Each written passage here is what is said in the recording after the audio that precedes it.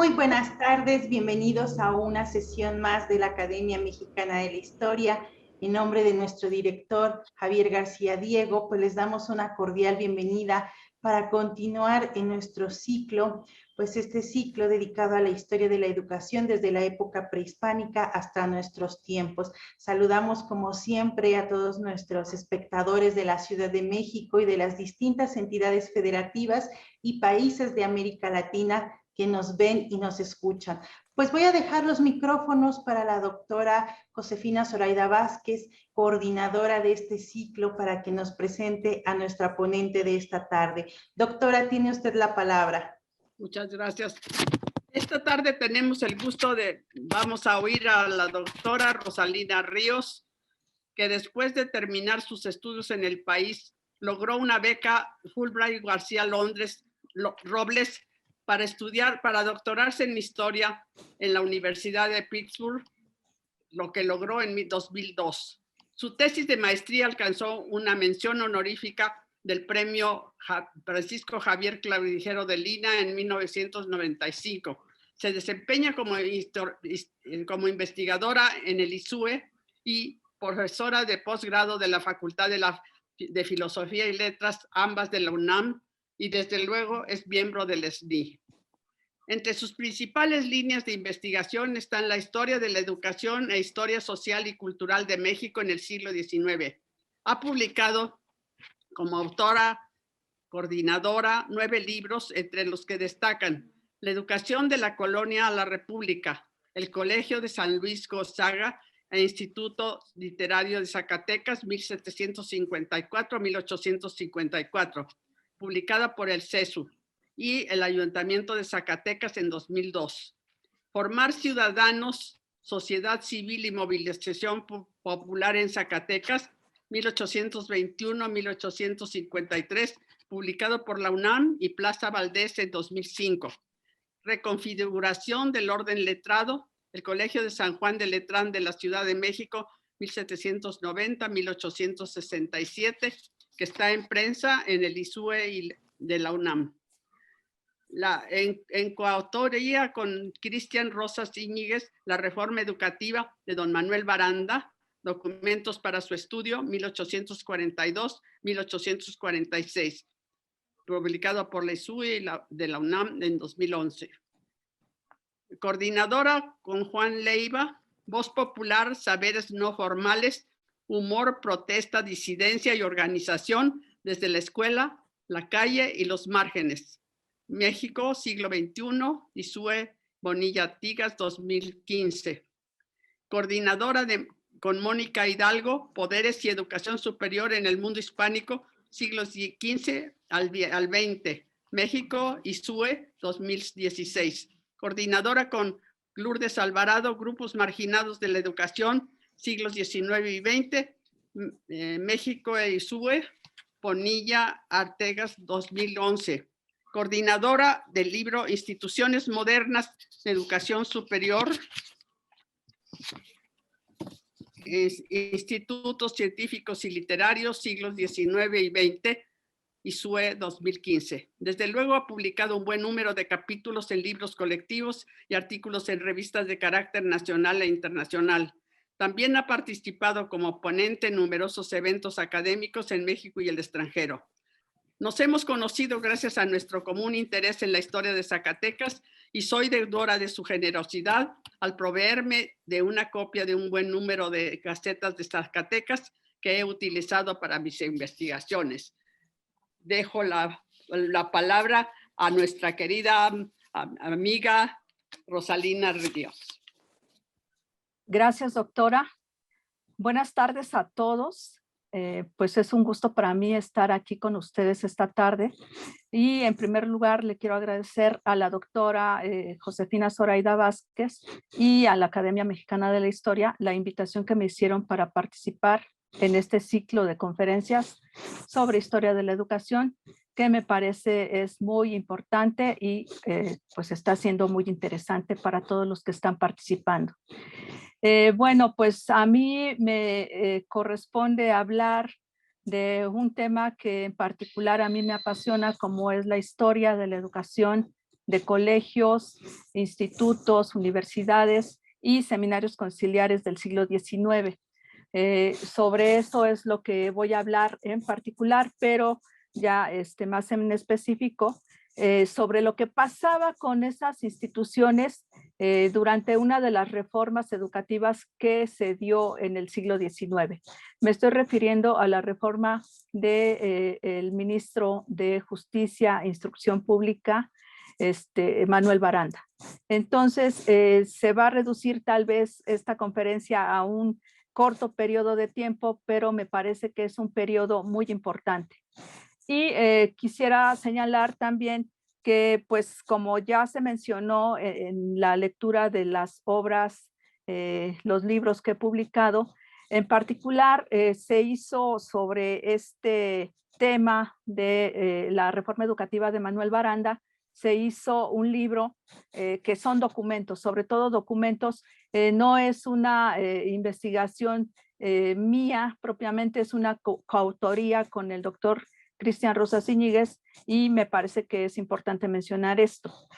También quisiera mencionar que es una reforma que desafortunadamente no había tenido mucha importancia para los historiadores, y entonces ese primer avance me parece que ha sido pues un buen comienzo para comprender qué pasaba en ese momento en términos de lo que era la educación.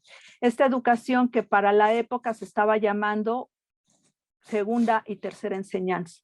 Entonces, bajo estos parámetros de lo que se ha hecho, poco o mucho, fue muy mencionada esta reforma en los diferentes libros que hay sobre historia de la educación decimonónica. Sin embargo, no había habido alguien que se interesara en ahondar en esa educación.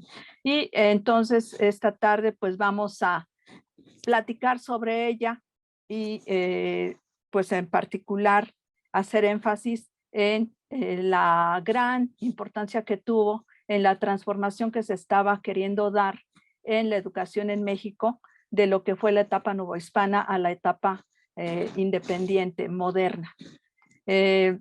Entonces, bueno, yo para seguir esta presentación de manera más puntual y sobre todo que ustedes la puedan seguir de esa misma manera, les voy a presentar un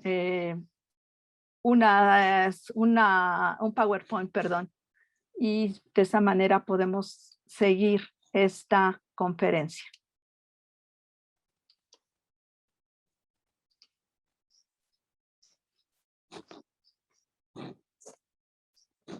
Muy bien. Bueno, esta conferencia se titula Piezas de un rompecabezas, universidades, colegios, seminarios e institutos en la reforma educativa de Manuel Baranda, 1843-1846. Y primero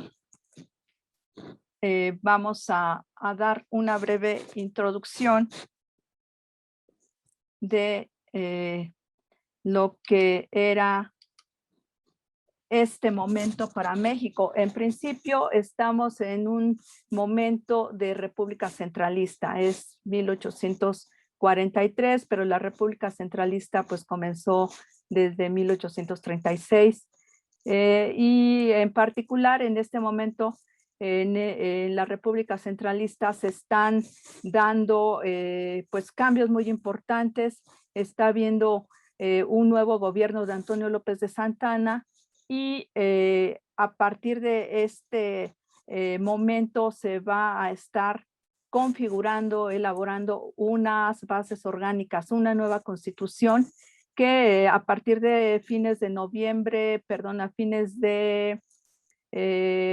1842 es cuando se va a estar eligiendo a los individuos que van a participar en la elaboración de esas bases orgánicas. Se va a llamar por parte de Santa Anna a una serie de personajes notables para que ellos sean los que estén elaborando de esas bases.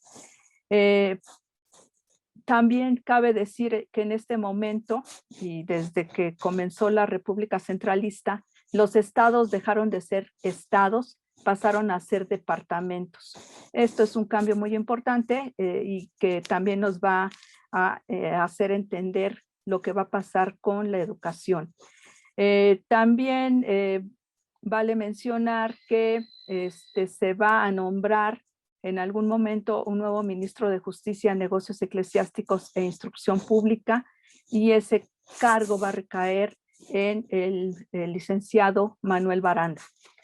Es un momento complicado porque se elige a ese grupo de notables, van a trabajar sobre la elaboración de esas bases orgánicas y pues va a ser algo que no va a ser de el contento de todos, y va a haber también pues políticos y en general parte de la sociedad que se esté oponiendo a esa elaboración de bases orgánicas, sobre todo porque va a llegar un momento en el que incluso debido a lo que quería hacer Santana, pues se va a disolver el Congreso. Bueno, pero en particular a nosotros nos interesa hablar de la educación. Y a la par que se estaba pues elaborando esa nueva constitución, esas bases orgánicas, pues también va a haber un cambio importante al poco tiempo que se da a conocer esa nueva carta magna. Se va a dar a conocer el nombramiento de Manuel Baranda como ministro de Instrucción Pública.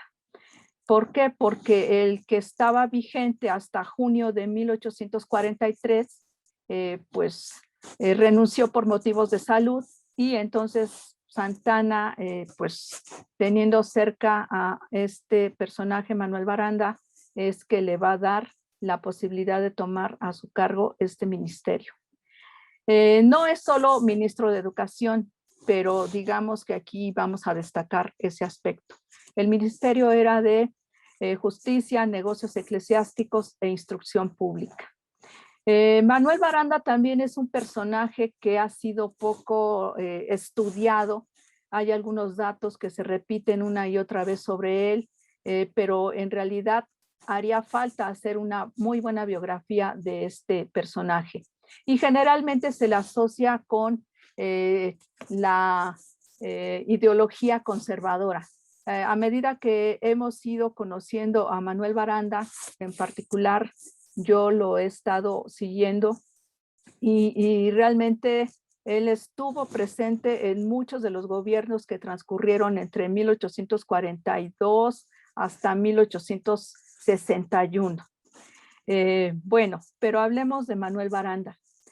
Manuel Baranda nació en Guanajuato en 1799 y él hizo sus primeros estudios en su estado natal para después pasar a la Ciudad de México, donde ganó una beca, o se le asignó una beca, porque creo que en la época no se decía ganó una beca, y llegó a estudiar o continuar sus estudios al Colegio de San Ildefonso en 1816. Allí también pues conoció a otras personas, se relacionó, etcétera, y finalmente cuando concluyó sus estudios solicitó su grado a la Nacional Universidad, y ya una vez obtenido el grado pues regresó a su estado natal, donde pasó a ser diputado y también gobernador. Esto más o menos entre 1829 y 1832-33. Después ya fue elegido diputado por Guanajuato y volvió a la Ciudad de México, donde comenzó una muy larga carrera política. Y además también una carrera política que pues no estuvo exenta de problemas y de algunas veces huidas incluso de la capital. Pero veámoslo con calma. Decía yo, pues fue nombrado ministro de Justicia, Negocios Eclesiásticos e Instrucción Pública en el 43 y pues estuvo en el cargo hasta noviembre de 1844. En noviembre de 1844, pues debido a precisamente lo que les mencioné antes, el descontento que causó, por un lado, pues el que empezara a aplicarse esta constitución de las bases orgánicas y luego el que se disolviera el Congreso por parte de Santa Anna, había causado muchas molestias y terminó siendo tanto perseguido Santa Anna como sus ministros. Se les quería abrir proceso y pues lo que hicieron los ministros fue salir de la ciudad pues huyendo. Y pues bueno, al final de cuentas va a volver, se va a presentar para tratar de remediar esta situación y él señala que pues prefiere estar pagando una fianza y estar en libertad a caer en la cárcel. Como sea, pues se va arreglando su situación política y él regresa precisamente a esta vida política.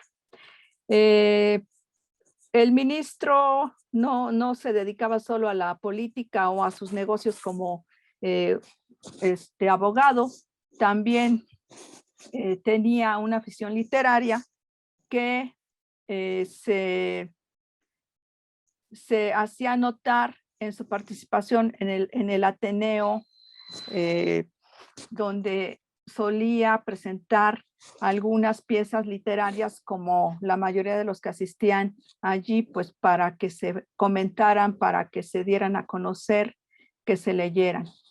Y pues la vida del ministro continuó durante los siguientes años en política, sobre todo en política. Y él estuvo, les decía antes, hasta 1861 participando de esa política. Hacia 1856 ya pues daba señales de estar gravemente enfermo y finalmente en septiembre de 1861 muere.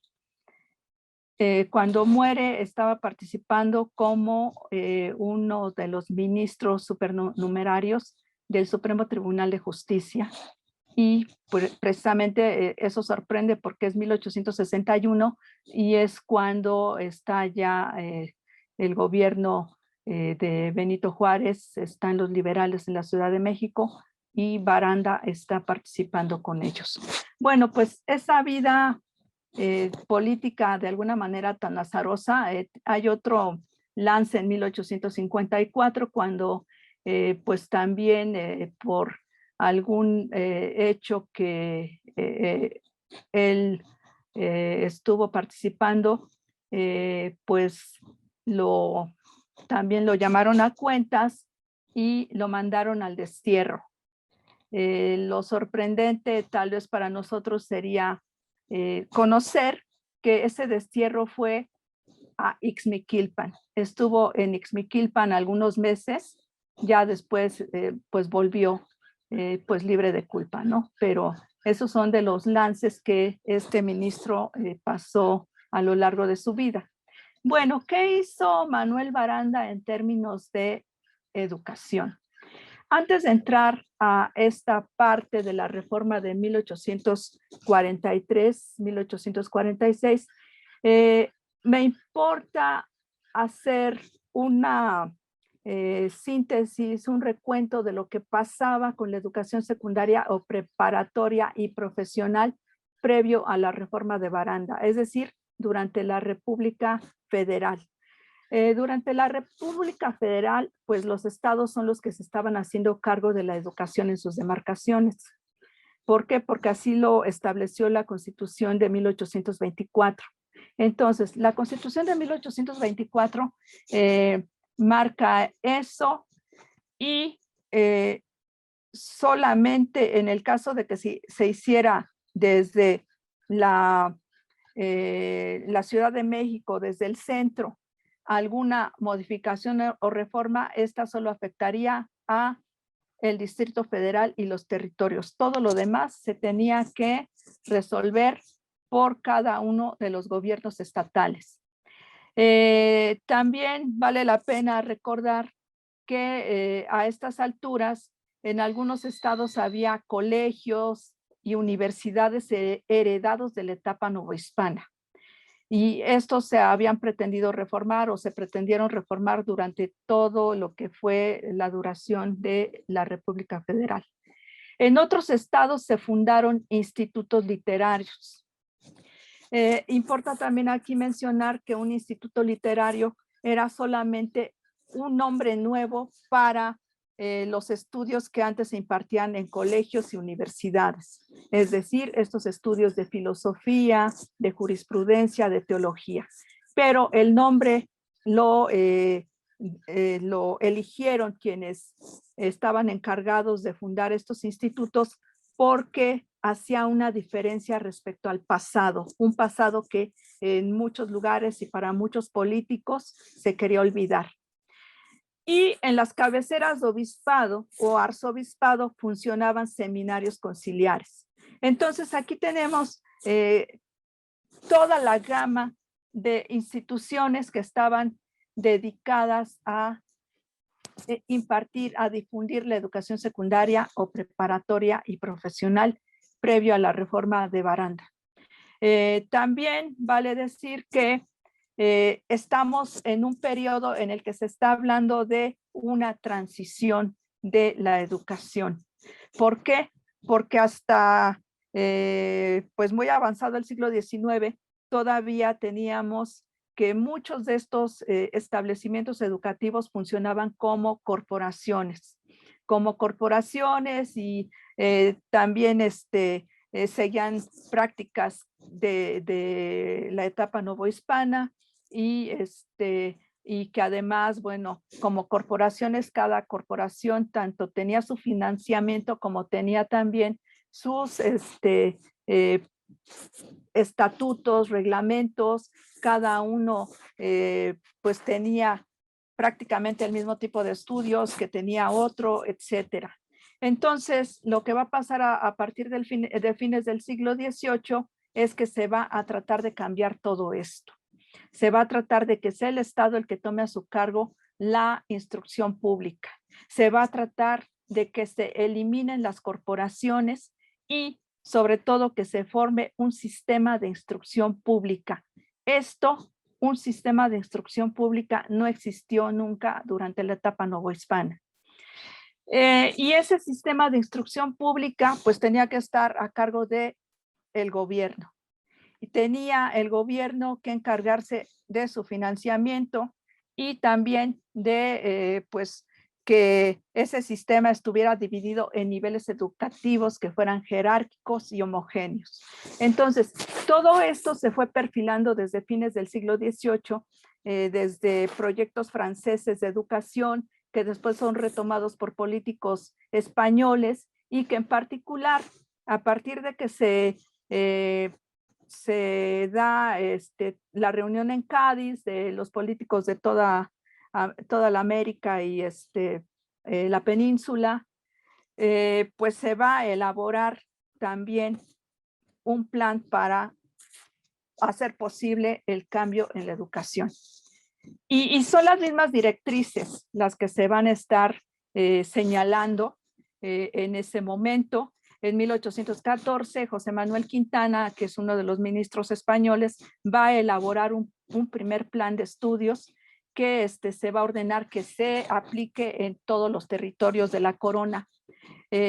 También aquí, como sabemos, pues a pesar de que sí llegó pues ese ordenamiento gaditano, sin embargo, no fue posible que se pusiera en marcha, pues por las circunstancias también que se vivían en la época, el regreso de Fernando VII a la corona, etcétera, etcétera, no hace posible esa aplicación. Y para 1821 nuevamente se va a pedir que se elabore otro plan de estudios. En este caso va a ser el Reglamento General de Estudios de junio de 1821. Esto es bien importante y además aquí es importante mencionar ese plan o ese reglamento se da a conocer precisamente el 29 de junio de 1821. Es decir, si estamos nosotros pensando en bicentenarios, en conmemoraciones, me parece que es importante mencionar esta conmemoración de ese Reglamento General de Estudios. ¿Por qué? Porque si uno lee con detalle lo que está proponiendo ese reglamento, y a pesar de que también es otro reglamento que llega muy tarde a la Nueva España, ¿por qué? Porque ya llega aquí cuando se está declarando la independencia y tampoco se aplica. Sin embargo, eso no quiere decir que las ideas, las líneas generales que estaba planteando ese proyecto educativo no se siguieran después por los diferentes políticos que estuvieron a cargo de la educación en el México independiente. Entonces, creo que es un reglamento general que hay que estar pues también conmemorando, porque si algo tenemos que pensar que qué importancia tiene esta historia de la educación del siglo XIX, es precisamente porque allí en ese siglo se va construyendo paso a paso el sistema de instrucción pública que todavía incluso tenemos la mayoría de rasgos presentes en la actualidad.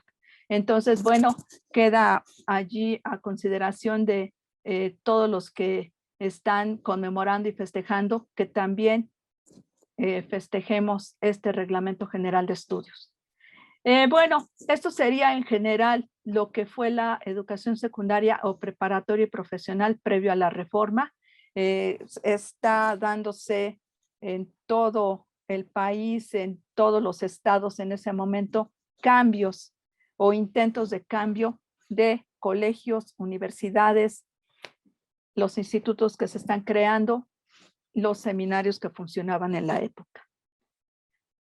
¿Qué pasa en 1843? Bueno, ya señalamos que es un régimen de gobierno centralista y que se está preparando un plan de estudios nuevo.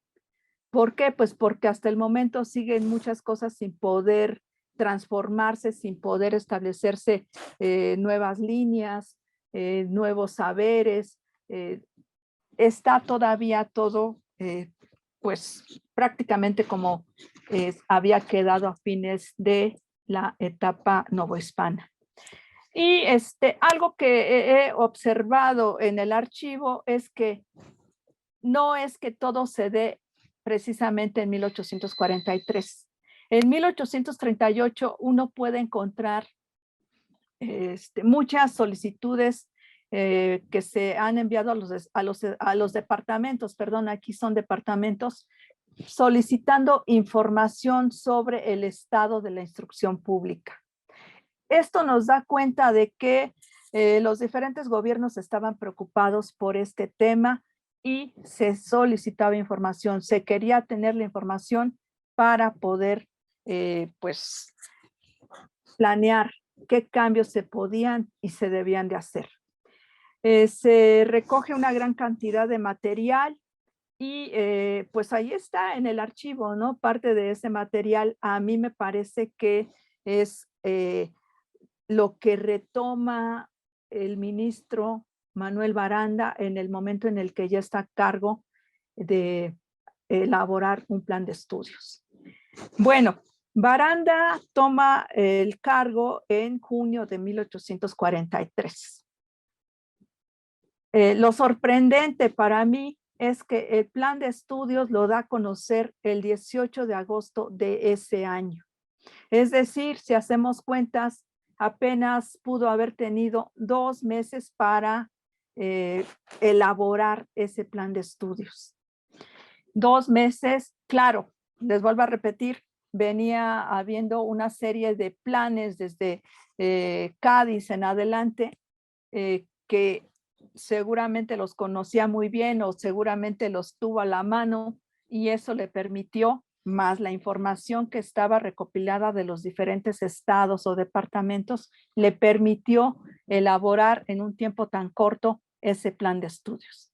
Es un plan de estudios que no es muy largo, apenas tendrá como unos 83 artículos, pero me parece que es un plan muy importante. Entre las acciones inmediatas que se tomaron para poner en marcha el plan fue la formación de una Junta Directiva General de Estudios. Este también es uno de los hitos que se va dando en este momento, porque se había pretendido también desde Cádiz que se creara una Dirección General de Estudios. Y si bien no se llama en este caso dirección, sí se llama junta, y en ella van a estar participando, en primer lugar, como presidente, pues el mismo ministro de Instrucción Pública, Manuel Baranda, los directores o los rectores de los establecimientos de la Ciudad de México, y también van a participar algunos de los miembros de los gobiernos estatales o departamentales en este caso, que van a estar a cargo de la educación. Esa va a ser la integración de la Junta Directiva General de Estudios, que se iba a hacer cargo de, pues, de dirigir, de organizar, de recibir la información de los departamentos, etcétera. Y sobre todo estar vigilando la formación de este Fondo de Instrucción Pública. También, junto con estas acciones, encontramos que se envía el plan de estudios a los departamentos. Pues en la forma como se hacía en la época, un folletito pequeño, breve, y se hace llegar a cada uno de los departamentos. Junto con este plan también se está volviendo a pedir información para también conocer en qué estado están las instituciones en este punto. Estas son las acciones generales del plan y veamos ahora las características que va dando este plan y que pues le van dando su gran importancia. En primer lugar, es un plan, el primero, que tiene un carácter nacional. Si bien había habido durante la República Federal planes que se habían dado a conocer en diferentes momentos por Lucas Alamán, por Gómez Farías, o en los estados, pues eran planes estatales. No, este es un plan nacional que pretende por primera vez tener pues un punto de unión del país. Recordemos que estamos en 1843 y no hay todavía en realidad una unidad nacional, no hay todavía una nación. Pues está todo en un proceso de formación, de conformación. Hay muchas disputas políticas, hay un erario que está exhausto. No hay manera pues todavía de pensar en un país unido, unificado. Y bueno, se pretende que sea desde la educación que se establezca un punto de unión, de unidad. El plan también da bases muy importantes para que se forme un fondo de instrucción pública. Y en este caso se está pidiendo que se aplique el 6% a las testamentarías o herencias transversales. ¿Qué es esto? Había herencias que quedaban, por decirlo así, intestadas. Cuando se reportara una herencia de este tipo, de lo que se pudiera cobrar por ella, el 6% iba a pasar al Fondo de Instrucción Pública, un fondo que se pretendía también nacional. ¿Por qué? Pues porque de los departamentos tenía que haber esa contribución hacia el centro para hacerla posible. Entonces, allí estamos con otro punto muy importante de este plan de estudios, que incluso llega a decir el mismo Baranda que se había ya dado un antecedente de esta formación en Zacatecas. Y allá en Zacatecas, pues sí se había dicho que se iba a cobrar un porcentaje que tenía que ver con los metales, ¿no? Con la extracción de metales también para que fuera a ingresar al Fondo de Instrucción Pública. Otro aspecto muy importante es que se iban a establecer juntas subdirectoras en cada departamento. Estas juntas subdirectoras se iban a encargar también de los mismos elementos que la general, la central, es decir, tomar a su cargo las instituciones de educación pública, de hacer posible que se creara ese fondo de instrucción, de sugerir cambios, de sugerir alguna modificación a todo el plan, entre otros aspectos. Y desde este momento y hasta que se acabó la reforma, los colegios fueron nombrados nacionales. Entraban en esa categoría también las universidades y los institutos literarios. Entonces tenemos también ese afán también de dar a los colegios ese adjetivo nacional por el mismo sentido de unidad que se pretendía crear. Algo muy importante que nos está presentando el plan, la Nacional Universidad no ofrecería cursos.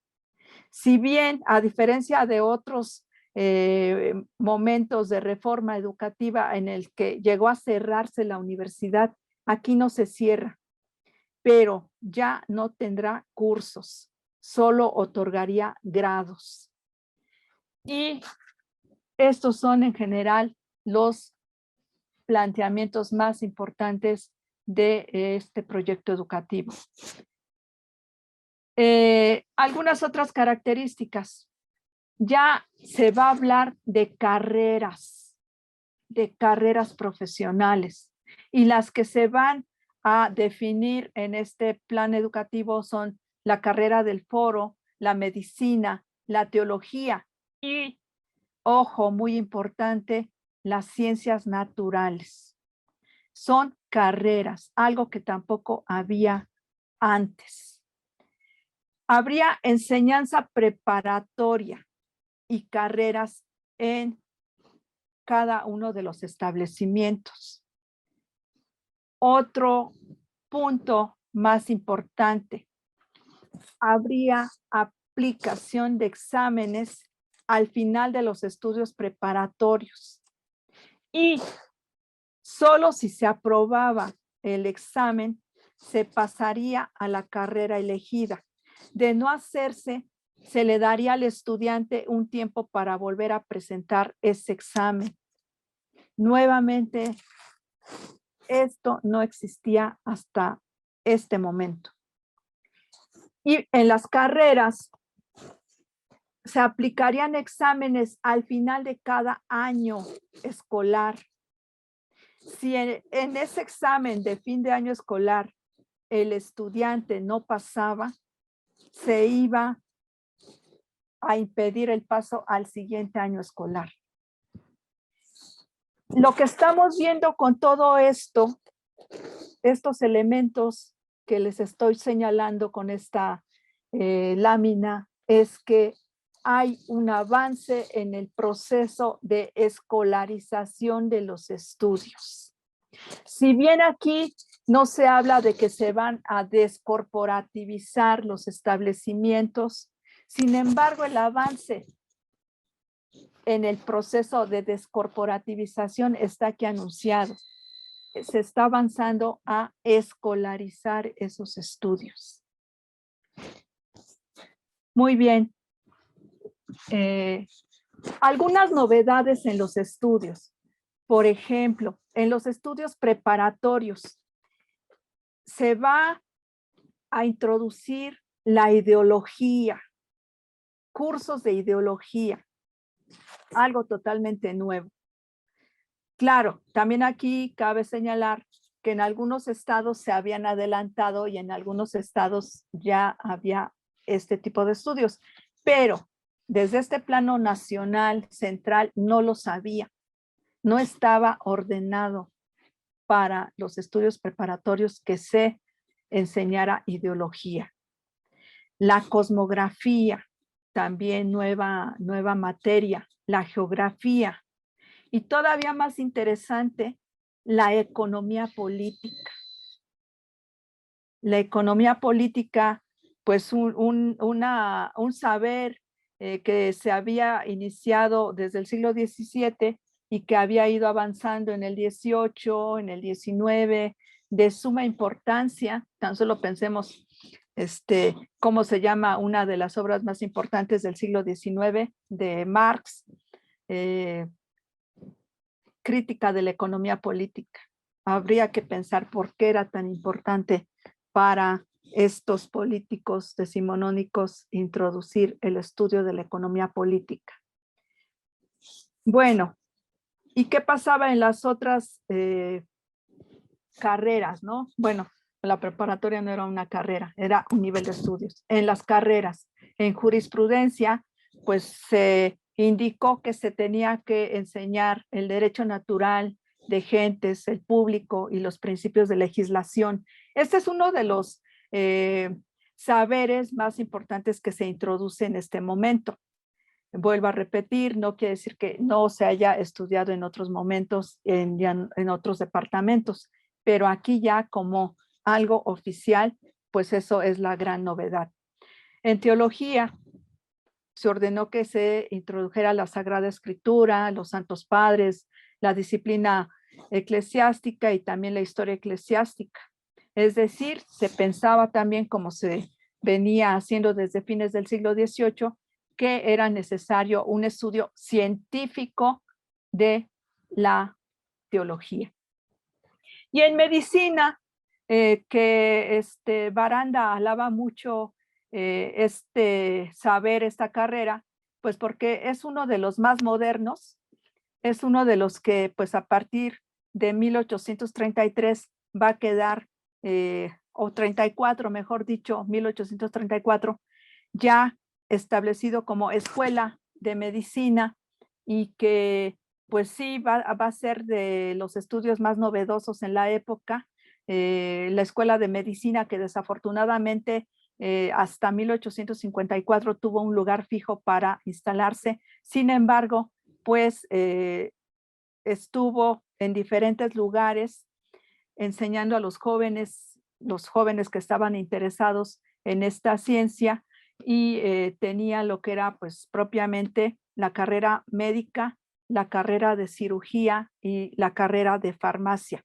Y también llegó a integrar el estudio de la partería.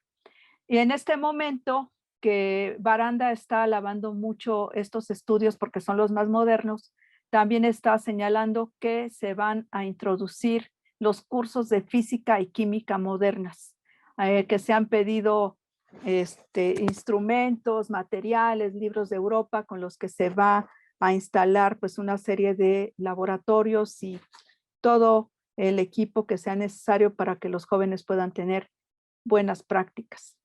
Y las ciencias naturales que en este caso es una ampliación de lo que se estaba dando solamente en el Colegio de Minería, pero que ahora pues se dice vamos a ampliar las materias, vamos a subdividir las cátedras, vamos a hacer mucho más interesante esta ciencia que es tan necesaria en la época actual. También hay la introducción pues mucho más fuerte de los idiomas modernos, el francés, el inglés, el alemán, y no podían dejar fuera los estudios de lenguas indígenas. En particular se estaba enseñando otomí y mexicano.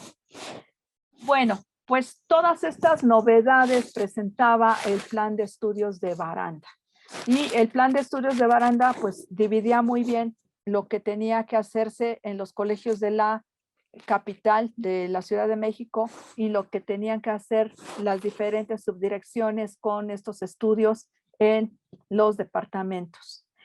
Lo que ahora voy a mostrar tiene que ver con pues la información que se recopiló por parte de Baranda después de haber mandado tanto el plan de estudios como la solicitud de informes de cómo estaba la educación en los departamentos, la educación de colegios, universidades, institutos y seminarios.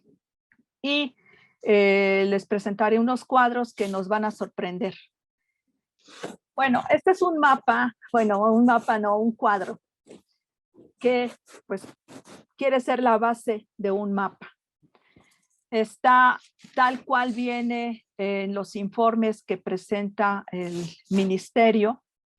Está dividido en departamento, colegios e institutos, así lo nombra, no está pues incluyendo aquí seminarios o universidades, pero la denominación es esto, colegios e institutos, pero obviamente sí va a incluir colegios, universidades y hasta conventos. Nos habla del número de alumnos internos, externos y nos da el total de ellos. Bueno, en primer lugar, también hay que notar que está en orden alfabético. Tenemos Aguascalientes, nos está señalando que hay un convento, solo un convento, donde asisten 35 alumnos externos.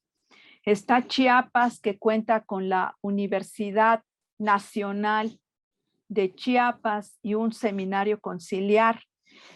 Podemos ver pues el número de alumnos externos en la universidad, 114, y en el seminario, 73, 89. En Chihuahua había un instituto literario y con 105 alumnos externos. En Coahuila, el Colegio de Saltillo, solo con 19 alumnos externos. En Guanajuato había un número mayor de colegios o institutos, el Colegio de la Purísima, el Convento de Franciscanos de Michoacán en Celaya, el Convento Franciscano de Convento de Franciscanos de Michoacán en Salvatierra y otro más en Irapuato, con un número variable de alumnos. Obviamente el que tenía más número era el Colegio de la Purísima, con 291 estudiantes. En Jalisco tenemos aquí la Universidad de Guadalajara, que además notemos que no la nombra nacional, el propio departamento, con 145 alumnos externos. El Colegio de San Juan Bautista, 140, tienen una academia de bellas artes, un seminario conciliar. Aquí la gran sorpresa, lo podemos notar, en la universidad hay 145 alumnos, en el seminario 650. Eso también nos puede dar una idea de qué estaban prefiriendo en ese momento como espacio, como lugar para estudiar los jóvenes en la época. En Michoacán solamente se cuenta en este momento con el seminario conciliar y está reportando 133 alumnos internos y 366 externos, lo que da un total de 499 alumnos. En Nuevo León hay un seminario conciliar, también aquí 32 alumnos internos, 124 externos, y en San Luis Potosí el Colegio Guadalupano Josefino con 3 externos, 58, al revés, 3 internos, 58 externos, da un total de 61 alumnos. En Oaxaca está el Instituto de Ciencias y Artes con 11 alumnos y el seminario conciliar con 117 internos y 211 externos. En Puebla, el Colegio del Espíritu Santo y el seminario conciliar, también con un número mayor de alumnos en el seminario. Algo que creo que es importante ir notando es que está aumentando el número de alumnos externos, lo que también está mostrando un cambio en la educación, porque están prefiriendo los jóvenes más vivir fuera del establecimiento que dentro del establecimiento. En Querétaro está el Colegio de San de San Ignacio y San Francisco Javier, y también un convento de franciscanos de Michoacán. Y en Sonora y Sinaloa, el Seminario Conciliar en Culiacán, de pues muy reciente creación, con 72 alumnos en total. Tenemos aquí lo que había en el Departamento de México. Recuerden que estamos en el periodo centralista. No hay una división entre lo que sería el Distrito Federal y todo lo que era el Estado de México. Al contrario, estaba unido.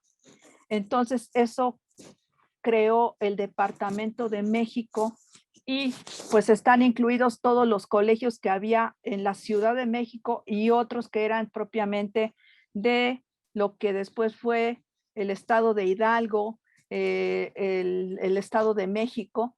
Entonces tenemos el Colegio de San Ildefonso, San Juan de Letrán, San Gregorio, el Colegio de Minería, la Escuela de Medicina. O sea, el número de establecimientos de este departamento, como lo pueden ver, es inmenso. Y obviamente si sumáramos todos los estudiantes, esto nos da un número pues muy importante. Veracruz, con el Instituto Veracruzano, el Colegio de Jalapa, el Establecimiento Literario de Córdoba, el Colegio de Guadalupe en Orizaba, y el número pues de estudiantes, ¿no? El Instituto Veracruzano y el Colegio de Jalapa tenían muy poco de haberse creado, y también creo eso da cuenta de por qué tan pocos alumnos en esos lugares. Y por último, Zacatecas, con su Instituto Literario, con 96 estudiantes externos, más una cátedra de latinidad en la ciudad de Jerez, con 13 alumnos externos.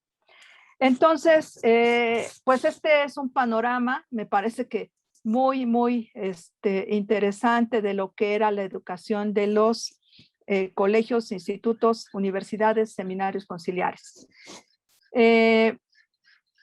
Podemos también hablar de que se estaría dando una aplicación por regiones. En el norte, que lo conocemos, es semiárido, con escasa población, con centros urbanos alrededor de colegios de alguna orden, especialmente durante la etapa novohispana de jesuitas y franciscanos, con labores económicas mineras, ranchos, haciendas. Tuvo un desarrollo educativo limitado, como ya lo pudimos ver en la tabla que presenté antes, y muchas dificultades para la comunicación con el centro. Quizás solo con la excepción de Zacatecas y Chihuahua, que tenían un instituto literario y que pues sus fundamentos eran muy importantes, ya muy organizados. En los otros lugares pues apenas si había educación, y había todavía lugares donde no había nada. Pensemos en el mapa de ese momento, imaginemos ese México que todavía no pasaba por la guerra contra Estados Unidos, y que entonces todavía incluía en ese norte las Californias, Nuevo México, y que California y Nuevo México reportaban que no tenían ningún colegio en su territorio. Entonces, ahí está también otra manera de ver toda esta información de estos establecimientos de estudios preparatorios y profesionales. El centro también lo conocemos, es el clima templado, semitemplado. Hay una mayor concentración de población, una gran variedad de actividades económicas, gran intercambio comercial, y ya lo vimos, una gran concentración de establecimientos educativos y culturales. Obviamente, mayor comunicación con las autoridades centrales, y lo suponemos, una aplicación del plan pues mucho más puntual, pero también sanciones por la falta de condiciones que pudieron haber tenido algunos establecimientos. Lo podemos señalar con el caso de Guanajuato, que se prefirió cerrar la enseñanza de la medicina porque no tenía infraestructura el Colegio de Guanajuato para estar formando a los médicos. Entonces, esa comunicación también permite que pues que se aplique el plan educativo, pero también a la vez que se sancione por cualquier motivo que no se esté cumpliendo de ese plan. Y la zona sur, pues la conocemos también, quienes vivimos en México, zona de difícil orografía, de difícil acceso, sobre todo en la época, un complicado intercambio comercial y de comunicaciones con el centro, una numerosa población indígena, y quizás con excepción de Tabasco, los otros departamentos contaban con algún colegio, alguna universidad, con un seminario conciliar y también con algún instituto. Entonces, esto parece increíble pensando en estos estados. Aquí estoy incluyendo a Yucatán, a Chiapas, a Oaxaca, a Tabasco, que haya esta cantidad de establecimientos educativos de este nivel o de estos niveles, y que podemos incluso pensar que allí se pudo construir una frontera cultural que no fue posible en el norte, con las consecuencias que ya sabemos tras la guerra con los Estados Unidos.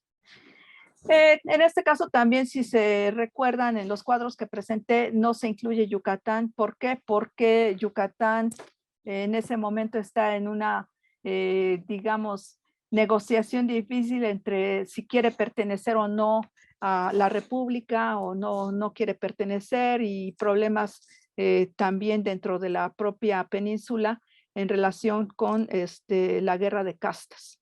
Entonces tenemos en este mapa imaginario de lo que era la educación de colegios, institutos, universidades y seminarios en la época.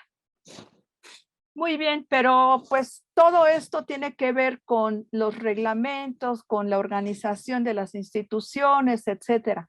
Pero ¿cómo afectaba a la sociedad? ¿De qué manera estaba afectando este cambio que se pretendía a los alumnos, a los padres de familia? Si se recuerdan, estamos hablando que hay pues una serie de transformaciones que no están todas explicadas, pero en algunos casos tenía que ver con el aumento de tiempo en los estudios. Por ejemplo, se decía ahora que para los preparatorios los jóvenes tenían que cursar, si iban a las carreras de jurisprudencia y de teología, 5 años con los exámenes que ya se mencionaron. Y esos exámenes, si no se pasaban, podían aumentar el tiempo de estudios. Y para los de medicina eran 6 años de estudios preparatorios. Para las carreras también pasaba algo parecido. Jurisprudencia y teología iban a tener 6 años. Medicina, 6 años. Entonces, esto aumentaba los años que anteriormente se seguían. Por ahí se llega a decir en las noticias que hay lugares donde se estudia medicina en 2 años. ¿Qué creen que pasaba con estos estudios? Pues las autoridades centrales dijeron, no puede haber estudios de medicina que se hagan en 2 años, y se cerraban. En todo caso, había requisitos que no existían en el plan anterior. Entonces, ¿qué pasaba con los jóvenes? Pues resultaban afectados los que ya venían con cierto tiempo de estudios porque tenían que aumentar el tiempo, los años, los gastos, porque si algo hay que recordar también es que estos estudios no eran gratuitos. Por estos estudios se pagaba diferentes cantidades, pero en promedio para la época estaba más o menos en 150 pesos anuales. 150 pesos anuales por la inscripción a estos estudios. Claro, dependía también, como vimos, que había alumnos internos, alumnos externos, y todavía, aunque no se nota en el cuadro, había alumnos semipensionistas. Entonces, los que tenían que pagar 150 era porque iban a vivir al colegio, y los que iban de fuera, pues solamente tenían que pagar por los cursos que tomaban. Los que eran semipensionistas pagaban la mitad porque vivían o parte del día en el colegio y después ya se iban, ¿no? Entonces hay toda esa serie de situaciones para los estudiantes. Sobre todo el tiempo, como que muchos estudiantes con el tiempo no podían, si aumentaba el tiempo de estudios, lo que solicitaban a las autoridades era una dispensa. Había una serie de dispensas, de tiempo, de exámenes, de prácticas. Entonces, de acuerdo a lo que los jóvenes estuvieran sintiendo como afectación a sus estudios, a sus bolsillos, los padres de familia, dirigían una dispensa a las autoridades.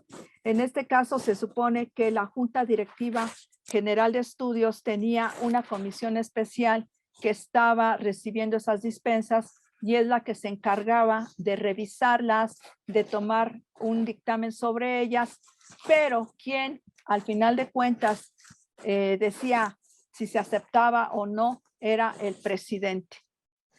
La mayoría de las dispensas se aceptaba, pero llegaba a haber jóvenes que no recibían la dispensa. Ahora bien, también hay que pensar que esas dispensas, precisamente como las tenía que autorizar el presidente, pues fuera el joven de el lugar que ustedes imaginen, de Durango, de Chiapas, de Guanajuato, de Veracruz, tenían que mandar su solicitud de dispensa a la Ciudad de México. Entonces era un proceso pues bastante largo por en algunos casos la distancia que tomaba que llegara el correo y que se resolviera la situación. Entonces, eso era en particular lo que resintió la sociedad en términos del plan de estudios. También tenemos que pensar que había situaciones personales que eran también muy frecuentes en la época, las guerras, las enfermedades afectaban a los jóvenes. Podía haber algún joven que dijera que necesitaba una dispensa de tiempo porque había quedado huérfano.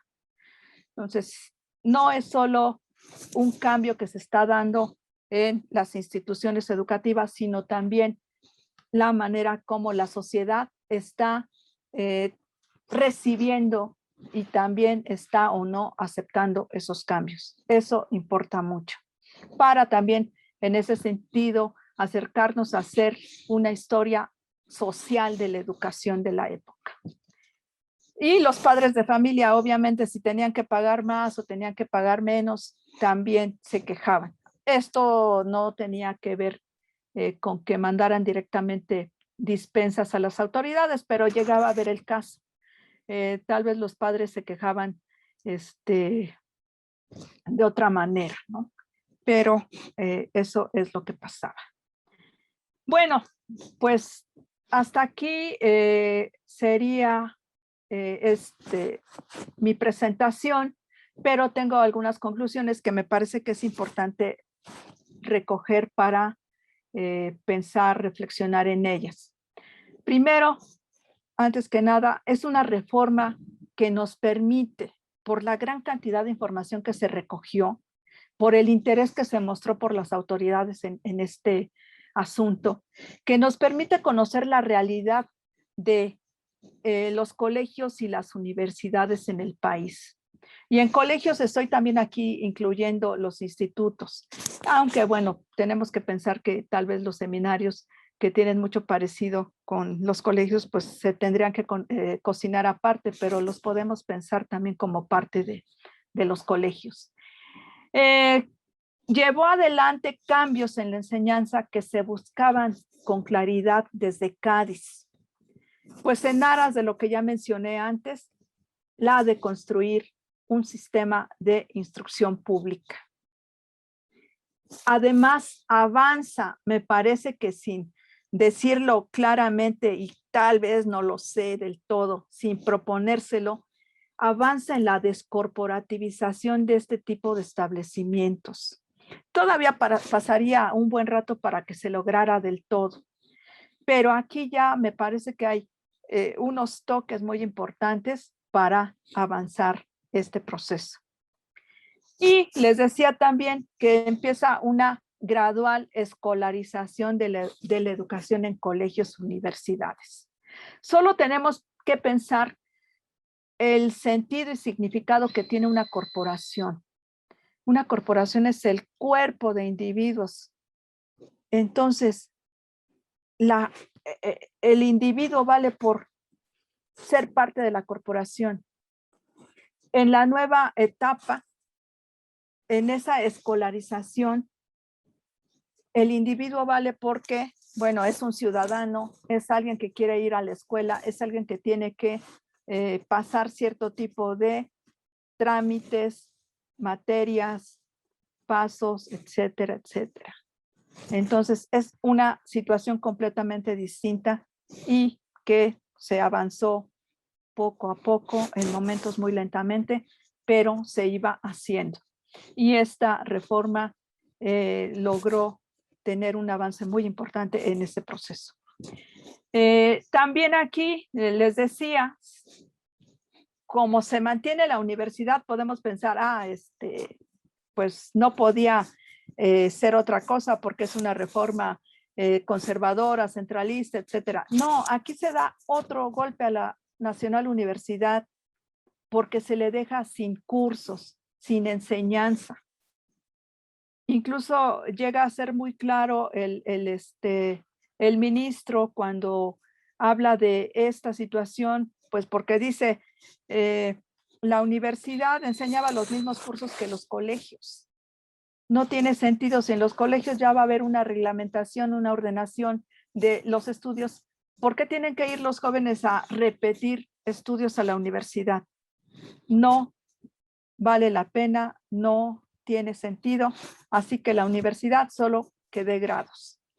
Y así se quedó. Y también creo que tenemos, gracias a todo este esfuerzo de esta reforma, todas estas piezas de un rompecabezas que todavía necesita pues profundizarse más, porque yo estoy dando pues una perspectiva desde el centro, pero como es una reforma que se pretendió nacional, habría que pensar de qué manera se respondió en cada lugar. Aparte de los informes, que también allí habría que hacer una crítica de lo que se está informando, pero no entrar directamente a lo que se hizo en cada lugar, recoger lo que se hizo y de esa manera, pues lograr integrar bien a bien ese rompecabezas del cual por ahora solo tenemos algunas piezas. Pues eso es todo. Gracias por su atención y pues estoy a la orden por si alguien tiene algún comentario que hacer, alguna pregunta, alguna duda. Gracias. Estimada doctora Ríos, muchas gracias por esta conferencia. Gracias al público, como siempre, por estar pendientes. Y recuerden que vamos a esperar por aquí sus preguntas, ya tenemos algunas. Vamos a esperar sus comentarios también para que la doctora pueda irlos leyendo. Así que vamos a hacer un breve receso nada más para ir acumulando estas preguntas. Pues vamos a escuchar justo las preguntas que ya tenemos por acá. Doctora, tiene usted la palabra. Sí, tengo una pregunta de Rodrigo Terrazas Valdés. Me dice, sin ser biógrafo de Baranda, al hacer un seguimiento,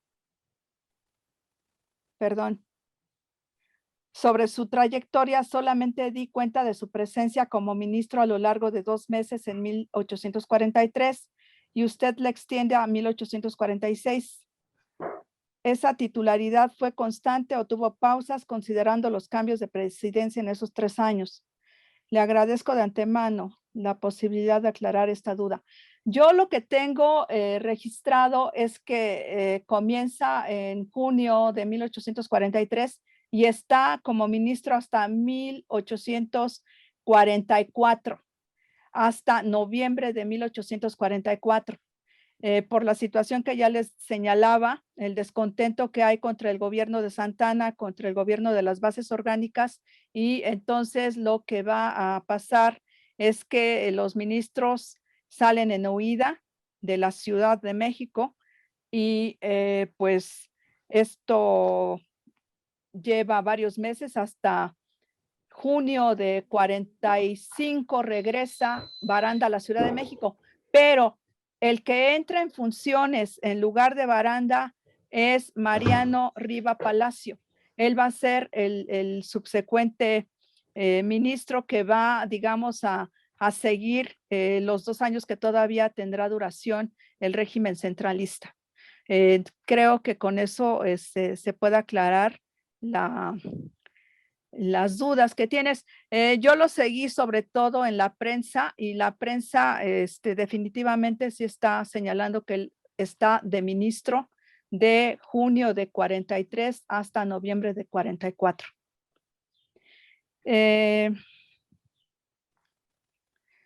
Bueno, me pregunta Rocío José Jacinto mi opinión sobre la situación actual de la universidad. De la educación, perdón. Pues es una pregunta complicada, pero me parece que pues estamos en una situación de la educación muy, muy difícil, ya no solo por la situación de la pandemia, sino en sí misma los problemas de la educación ya venían arrastrándose de tiempo atrás y no se ha logrado, me parece, ni ofrecer un mejor financiamiento, ni se logra tampoco, digamos, tener claridad sobre el rumbo que debe tomar la educación en estos momentos. O sea, se hizo hace poco un intento de crear libros de texto, me parece que sin un plan fijo ni un plan claro. Entonces eso creo que nos va dando cuenta también de la educación.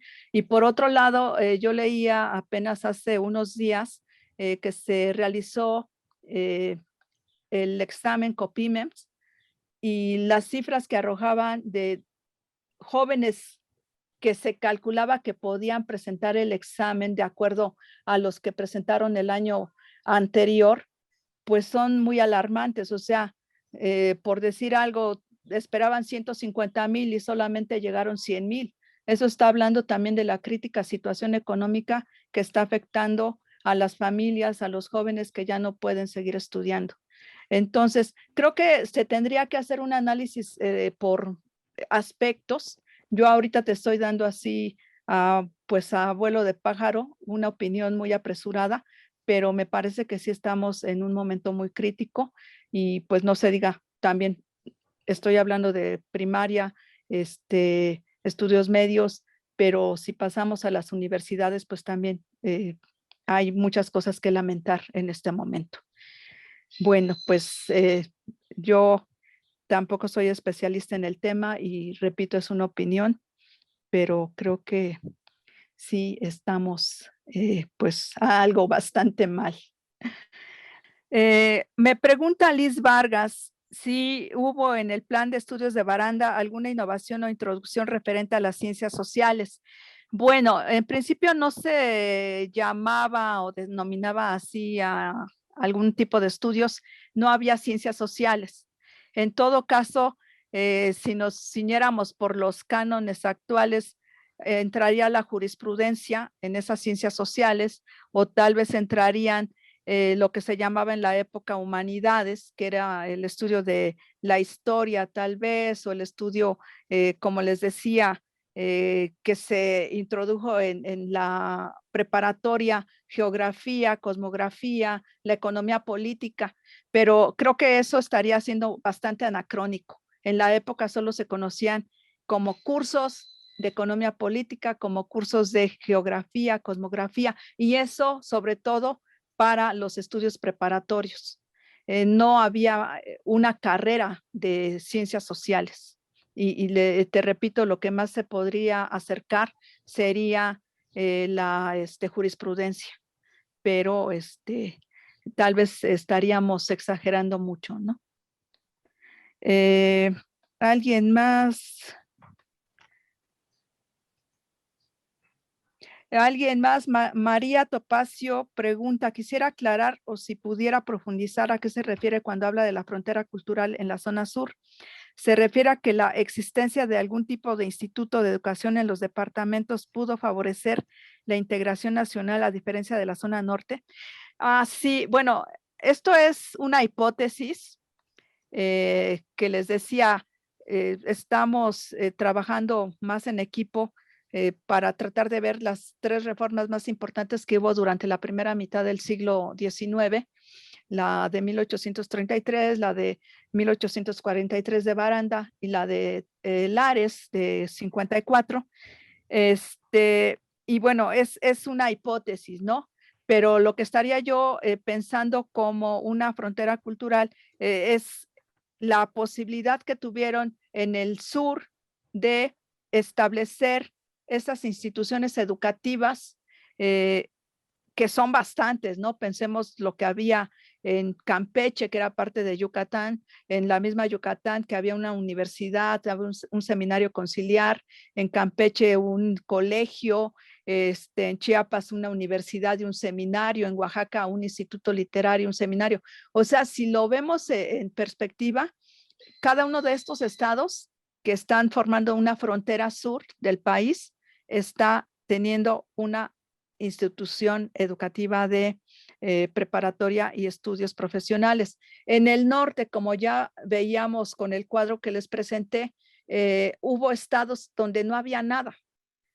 Entonces, la pregunta aquí sería, ¿también eso contribuyó a que durante la guerra México-Estados Unidos o al fin de la guerra se perdiera todo ese territorio? ¿No había una frontera cultural también que estuviera protegiendo, que estuviera también pues incentivando, procurando que hubiera parte de unidad nacional? A eso me refiero sobre todo. No me refiero a un instituto en específico que esté en la época teniendo una labor de ese tipo. Espero que quede mucho más claro esta idea, que repito, es una hipótesis de una frontera cultural en el sur que no existió en el norte. Magda Martínez pregunta cómo se capacitaba al profesorado y cómo se seleccionaba. En la época no había para estos niveles de estudios, una capacitación del profesorado. Los estudiantes más sobresalientes generalmente pasaban a ser profesores, empezando por las materias, digamos, de más bajo nivel, por decir algo. Si estaban en los preparatorios las clases de gramática latina o las clases de filosofía, que en la filosofía es donde se integró la cosmografía, la economía política, etcétera, etcétera, empezaban por esas clases. A medida que iban los mismos estudiantes avanzando en otros estudios, pasaban ya a ser profesores de las cátedras de Derecho o de Medicina o de ingeniería, etcétera. Entonces no había para este momento una formación de profesores. Incluso podemos decir que empieza esa formación a partir de el plan de estudios de Teodosio Lares de 1854. Ahí sí ya se va a hablar de un profesorado, pero este plan de reforma de 1843 no lo está considerando. También me pregunta Rodolfo Ortega, ¿qué le sucedió a Manuel Baranda durante la invasión de EU a México y por ende qué le pasó a la reforma educativa hecha por él? Muy importante, creo que es algo que no mencioné y qué bueno que me preguntas. Primero, la reforma educativa, como tal, digamos que termina en 1846 con el fin del centralismo. Sin embargo, tenemos también que pensar que en 1846, pues sí marca ese fin del centralismo, pero no el fin de los estados. Terminan los departamentos, ya no van a ser departamentos, pero vuelven a ser estados. Y en el caso del centro, de lo que es la capital, el plan de Baranda continúa. O sea, no importa que regrese el régimen federal de gobierno, el plan de Baranda continúa hasta 1854, que viene otro plan, que es el de Lares. Pero el plan de reforma de Lares dura solamente, pues, puedo decir que algunos meses, porque se da a conocer en diciembre de 54 y un reglamento de estudios se decreta en 1855 en junio, pero cuando ya se va a comenzar a aplicar, pues viene todo el asunto de también el triunfo de la Revolución de Ayutla y demás, y también queda sin cumplirse. Entonces, lo que piden los directores y rectores de los colegios en la capital es que se regrese al plan anterior, y el plan anterior es el plan de Baranda. Es decir, pues tenemos que el plan de Baranda dura muchos años en la capital. En los estados, pues otra es la historia. Seguramente en muchos estados, si se tomaron prevenciones del plan de Baranda y se consideraron adecuadas, pues se mantuvo hasta que aguantó. Hasta, bueno, sabemos que vendrá el triunfo liberal, vendrán otros procesos también antes del triunfo liberal, y que pues van a estar también, por ejemplo, durante el imperio de Iturbide va a haber otro plan de estudios que va a ser muy importante, se va a tratar de aplicar, etcétera, etcétera. Entonces, pero el plan de Baranda a mí me parece que estuvo vigente hasta por lo menos 1863, aunque a lo mejor para 63 ya muchas de sus características ya habían desaparecido, algunas se habían modificado, etcétera. Ahora, Baranda, durante la guerra de Estados Unidos, durante la guerra México-Estados Unidos, está en 1847 como ministro de Relaciones Exteriores, perdón, ministro de Relaciones Exteriores. Y pues está presente en las primeras negociaciones para resolver la situación de la guerra, pero después sale también. No es él el que concluye todo este proceso de negociaciones. Entonces, allí es donde encontramos a Baranda durante la guerra México-Estados Unidos. Y les decía, el plan pues dura mucho más tiempo. A ver, María de Lourdes Ortiz, ¿los institutos literarios tenían alguna ideología en particular? Desde mi punto de vista, donde son creados institutos literarios, generalmente pues fueron sectores políticos de avanzada, es decir, con un fuerte radicalismo federal y liberal. Sin embargo, cuando uno también se acerca a ver quiénes integraban las plantas docentes, quiénes dirigían los estudios, etcétera, pues uno se va encontrando sorpresas. Es decir, no podemos ser tan categóricos, me parece, para decir, es que el instituto literario o cualquier instituto era liberal. Yo creo que pues había allí a veces sí una intención por ir en avanzada, pero también llegaba a haber momentos en los que había pues un cierto retraimiento. No había, me parece que algo absoluto en torno a los institutos literarios. El nombre sí me parece que sí estaba denotando toda la radicalidad que se quería llevar adelante, pero pues obviamente, y además tenemos que pensar que había intereses, obviamente pues no era como algo total, ¿no? Algo definitivo. Entonces podía haber cambios. Incluso en el Instituto Literario de Zacatecas podemos encontrar hacia 1849-50 a uno de los estudiantes más sobresalientes, discípulo de Teodosio Lares, que fue un conservador consumado. Entonces ahí también se viene abajo la idea de que los institutos son liberales y forman solo liberales.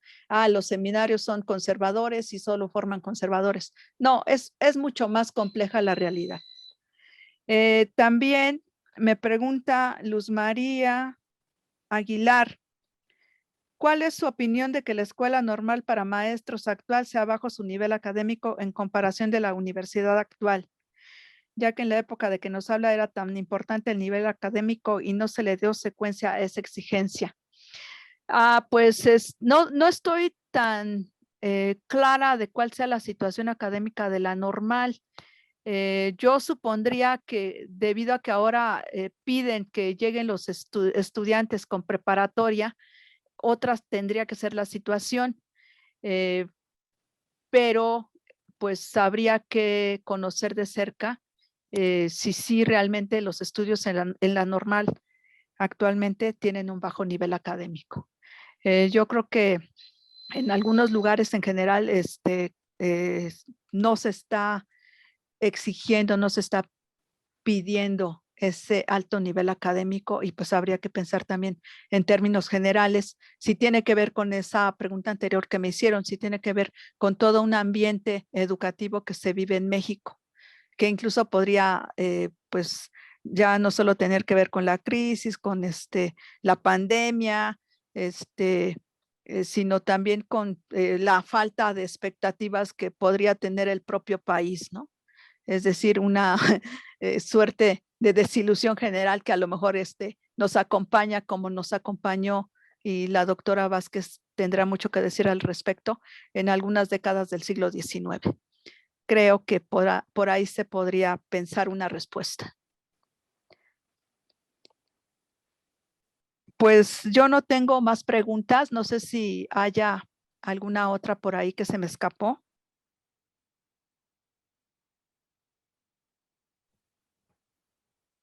Vamos a dar unos minutos por si alguien desea hacer alguna otra pregunta y mientras le dejo los micrófonos a la doctora Vázquez que quería intervenir. Sí, tengo una más, pero que primero intervenga la doctora Vázquez y luego yo. Bueno, yo tengo un comentario general. Felicito a nuestra investigadora Rosalina Ríos porque con un conocimiento tan digamos, tan obsoleto del centralismo, casi no se puede entender porque hay muchos cambios. Por ejemplo, Baranda se queda entre el gobierno de Santana y su caída en noviembre de 44 que entra, se le da un golpe bastante popular de la Ciudad de México y cae después de un movimiento muy molesto contra el gobierno de Santana y entra el general, ay Dios mío, ¿cómo se llama? Es un veracruzano, ahorita se me fue el nombre, Herrera, el general Herrera, que es un viejo liberal. También eso aclarar que los conservadores siempre, lo digo, los centralistas fueron acusados de conservadores cuando el liberalismo europeo todo era centralista. Dejaríamos si tenemos esa visión, dejaríamos a los europeos sin ser liberales. Eso es un error muy básico. Y tengo una buena noticia para Rosalina y para los otros, los oyentes, que vamos a sacar ya un libro, mi seminario de interinstitucional, es decir, de todos los, con investigadores de todo el país, un estudio sobre el centralismo desde 35 hasta 46, que se llama Los centralismos mexicanos 1835-46, que creo que va a permitir que inserten en ese concepto. Yo hago, por ejemplo, Zacatecas y además hago la introducción desde el centro y hay unos que van analizando casi todos los estados no están, pero no están todos porque tenemos nada más, somos 20, pero está ya en prensa para salir. Ya vimos las pruebas de finales y creo que va a ser muy interesante porque también en los estados también se estudia el centralismo en cada estado, el educativo. pero indudablemente hay una secuencia política que es muy diferente a lo que se había heredado sin investigar en los archivos, tanto estatales como nacionales. Está ahí, yo estudié la defensa, el archivo general y los de la Ciudad de México, entonces la Biblioteca Nacional, etcétera. Creo que va a ser una buena visión de los estados. Se puede ver un estado particular en el libro o ver una visión general. Creo que esa es una buena cosa y está por salir. Yo creo que en unos 2 meses estará más o menos para presentarlo y desde luego para poder adquirirlo. Yo tenía un comentario general. Creo que faltó, a Baranda le tocan en realidad tres cambios. Entonces, por eso no se deslinda bien de qué momento a qué momento deja de ser, porque en realidad está casi todos sobre todo esa secretaría se queda un poco en veremos, pero sigue funcionando la secretaría y sigue funcionando el plan. Creo que en eso tiene razón Rosalina, hasta la nueva, un poco hasta, por lo menos hasta 69, la nueva ley que sí se aplica en muchos sentidos, deja de existir en varias partes, pero sí hasta los 70s, con la nueva reforma, en realidad en ese momento deja de funcionar. Es una de las más importantes reformas del siglo XIX, eso sin duda. Así es que creo que fue una buena presentación con los límites que le dejaba el desconocimiento de los centralismos, que realmente es un periodo muy complejo. No hay un centralismo, sino varios centralismos, el transitorio, luego el de las 7 leyes, luego la dictadura, 2 dictaduras, la de Santana y la de Paredes, y una liberal. Entonces es complicado, pero creo que fue una buena síntesis de lo que podíamos estudiar sin saber lo de los centralismos. Así es que la felicito muchísimo. Gracias.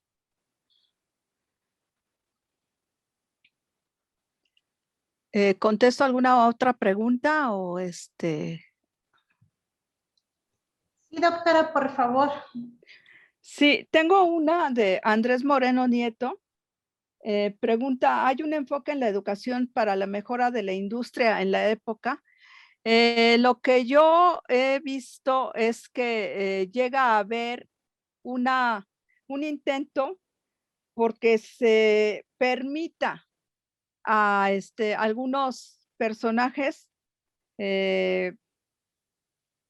que en el Colegio de San Juan de Letrán en la época se les permita abrir una cátedra de química y está pensada precisamente para pues apoyar algún proyecto industrial en la época. Entonces hay una carta bien interesante donde este grupo de personas están haciendo esa solicitud al rector del Colegio de San Juan de Letrán, que era en ese tiempo José María Iturralde, y pues lo que están diciendo que ellos van a poner el dinero, que solo les presten instalaciones, que pues es un plan muy importante para México, pero al final de cuentas no se hace nada en ese sentido. Es de los que más conozco que se están haciendo, digamos que para mejorar la industria en la época. Y sí, yo estoy hablando de ese periodo tan corto, 1843-46, pero obviamente antes hubo otros proyectos para tratar de incentivar la industria en México y después obviamente más. Espero que eso responda en parte tu pregunta. Y no sé si hay alguna más.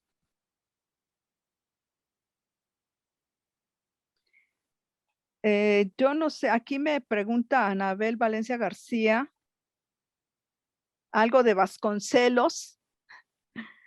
Eh, eh, creo que yo no sería la más adecuada para responder algo de Vasconcelos. Creo que estuvo Susana Quintanilla, que será de las expertas en México sobre ese personaje. Sí, yo la verdad no, García no me Diego atrevo. y también pues muchos tocamos. Andrés Lira se dedicó a Puesto Sierra y Vasconcelos. Ah, Javier, sí. Javier Javier analizó García Diego también. también, así es que Ajá, Vasconcelos está muy, muy estudiado en esta serie. sí, exactamente. Y bueno, no tengo otra pregunta, o por lo menos ya no de las que me mandó Yasmín, serían todas. Y bueno, tiene razón la doctora Vázquez, el periodo es muy complejo y pues sí hay que acercarse a esos nuevos estudios sobre el centralismo, ¿no? Y pues enhorabuena por ese libro que esperemos pronto esté ya circulando y lo podamos leer, pues para también tener esas otras bases políticas que harán pues mucho más claro y entendible pues el contexto en el que se dio esta reforma de Manuel Baranda. Si no hubiera sido por los recortes de la pandemia y los del gobierno actual, ya estaría funcionando, pero eso sí lo retrasó un poco. Pero ya está listo, Carlos. Qué bueno. Pues algo más que podamos.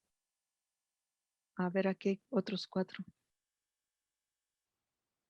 Ah, me comenta la última pregunta cuando se de Baranda el hombre, pregunta Anabel Valencia García, no de Vasconcelos.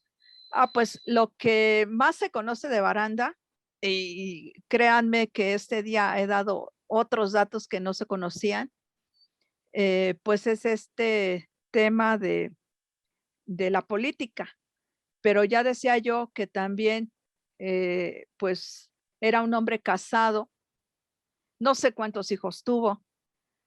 Uno de sus hijos se llamaba igual que él, estudió en el Colegio de la Purísima en Guanajuato y bueno, siguió también la carrera política posteriormente. Eh, otro detalle, lo que ya les había mencionado, es un hombre que, como muchos hombres de la época, le gusta escribir y le gusta participar, y él está participando en 1842 en el Ateneo Mexicano, donde se reunían otros personajes de la época y pues leían sus poesías, sus escritos, y es otra faceta que me parece que no se conoce tanto de Baranda y que nos está hablando de ese hombre. Y también, pues las opiniones sobre él, ¿no? Cuando ya cae enfermo, en 1856 ya estaba enfermo, pero todavía salió en ese momento de su enfermedad y pues hasta 1861 fue, fue que murió. Y lo que vemos es que este Baranda pues tenía opiniones muy favorables de todas las personas, ¿no?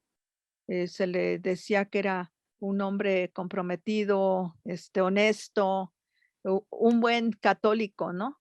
Entonces creo que eso nos va acercando pues a esa otra dimensión de un individuo del siglo XIX que en este caso pues estaba interesado en la educación, ¿no?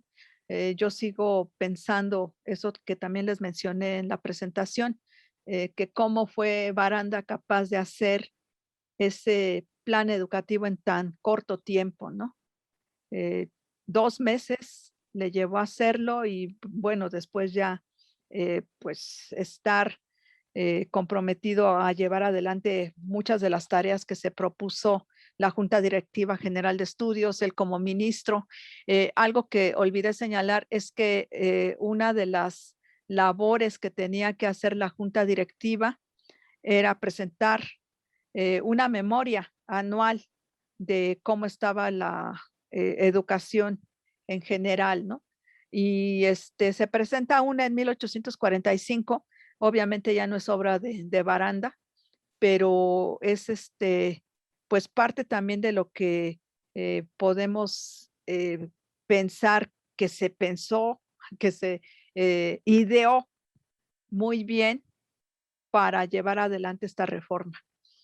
Él sí presentó una memoria, pero como ministro de Justicia, Instrucción Pública y Bellas Artes, pues donde relata todos los avatares que enfrentó para sacar adelante la reforma. Creo que eso también nos está hablando del hombre, o sea, del compromiso tan fuerte que tenía encima y que él pues enfrentó, ¿no? Tomó el toro por los cuernos y dijo hay que hacer esto, y hasta donde estuvo al frente de la reforma, me parece que lo trató de llevar adelante. Incluso si uno compara la memoria del ministro de 1844, que es la de Baranda, y la de 1845, que es la de Mariano Riva Palacio, el que entra en su lugar, uno puede ver la diferencia, o sea, el detalle con el que hizo la memoria Baranda, lo escueto que lo hace Mariano Riva Palacio, también nos está hablando de el interés que tenía Baranda por la educación. Y nuevamente eso nos habla de este personaje, que no sé si la doctora esté de acuerdo, pero me parece que necesita una biografía. Yo creo que sí. Sí, como, efectivamente. Sí, como muchos otros personajes de la época que Están se dejaron de olvidados. lado porque se les pensó conservadores, traidores, O simplemente o porque simplemente, fueron acusados de alguna cosa y nadie se exacto, ocupó de entenderlos. ajá, Porque la cosa es entenderlos, no regañarlos, porque hay que ponerse en sus zapatos. Por cierto, un comentario que viene al cuento sobre por qué perdimos el territorio. sí, El territorio era virtualmente nuestro, pero lo perdimos porque no lo pudimos poblar. Estaba prácticamente despoblado junto a un pequeño país que había nacido verdaderamente, como diría uno de los ministros españoles, pigmeo, pero que se convertiría, gracias a la colonización, en un digamos, expansionista natural, por la cantidad de gente que llegó y fueron ocupando lo que nosotros no podíamos ocupar. Así es que, exacto. desgraciadamente, lo ocupamos cuando ya no era nuestro, porque ahora está poblado por muchos mexicanos. Sí, paradójicamente. Pues sí, la Sí, paradoja en la historia juega un papel muy importante. así es. Bueno, pues decía, no tengo más preguntas. No sé qué proceda. Sigo platicando. No, hay que terminar. Muy bien, doctora, pues agradecemos mucho su conferencia de esta tarde. Sí. Y también agradecemos a la doctora Vázquez que esté aquí para hacer la presentación de nuestros académicos. Y pues no nos queda más que despedirnos, invitándolos a la próxima sesión de nuestro ciclo de Historia de la Educación desde la época prehispánica a nuestros tiempos, pues con la siguiente conferencia que vamos a tener será el 13 de julio y va a estar con nosotros el doctor David Piñera, miembro de número de esta academia, con la sesión Las universidades de los estados de la República y la identidad regional. Así que pues recuerden que ahí los esperamos para dar continuidad a este exitoso ciclo de nuestra Academia Mexicana de la Historia. Pues queridos asistentes, que tengan muy buena tarde y hasta pronto.